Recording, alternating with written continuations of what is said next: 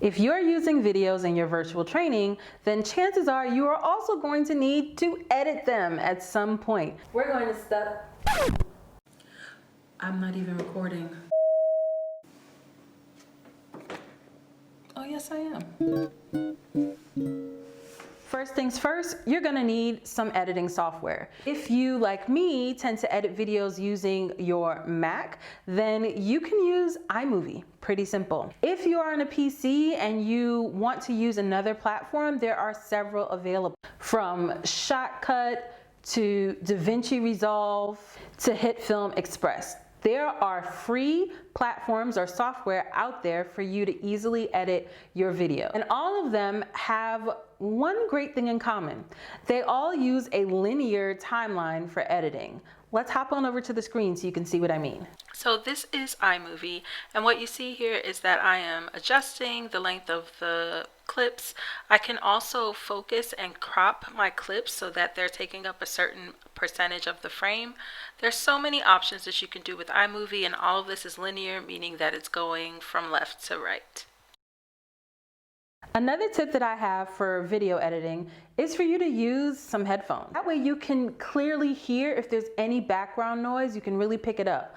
Also, because when your learners are watching your videos, more than likely they may be using headphones and they may be able to pick up those things that you'll miss if you're just using your laptop speakers. So it's a good practice to do your video editing wearing headphones. Another tip that I have for you is to adjust the lighting. What do we mean? So I know that I talked about lighting in terms of your filming of videos, but just in case you get it on the screen and it looks a little dark when you're ready to edit, there are ways in many of these video editing software for you to go ahead and change the lighting. So let me show you. So this clip is very dark. As you can see, I've hit auto to make it light. But there's something else that I could do. I could manually play with the tones and the contrast to adjust the brightness. My next tip for you is to cut out awkward pauses or silences or excessive use of filler words like or so, or. I want you to do that. Get familiar with editing those things out for fluidity. If you want to add more interest to your videos, you can always add background music. And one great place to find background music is bensound.com. This is a royalty-free music source, so go ahead and check that out. So you can add background music to your videos. This one is me editing. I'm looking for the music clip. I found it on Bensound, so I'm just going to drag it here, and now I'm going to listen to it. All right. Sounds a little low, so I may just go ahead and adjust the volume on the main clip by taking out the lowering of that volume and playing again. All right. It's a little loud, but I can adjust it again. And then the last thing I want to do is make sure that I am moving the end of the clip so that it ends with the music, or rather moving the music so it ends with the clip. Or you could even try and add transitions. So here I'm just adding a cube transition to the beginning. I'm going to change the timing on it because I want it to be 4 seconds. Hit apply, and now we'll play it. Or words or overlays, anything to make it pop. So we talked a little bit about editing. Let's talk about uploading. Where are you going to upload your video? You can upload your videos to places like YouTube, Vimeo, or even on the internal website of ECAE, we have on SharePoint something called Stream. But for today, I'm gonna hop over and I'm gonna show you how you can easily upload videos to YouTube.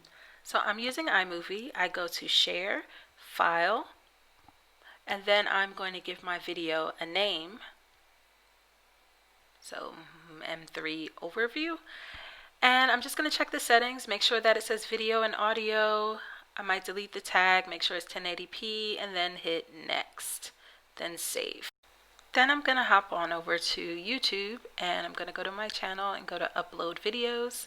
I'm going to select a file, so I'm just going to look for that file that I just saved, and yeah, I have a lot of files here. Just gonna go to videos. Let's do one of my final videos, and we're gonna upload a really short one for this demo.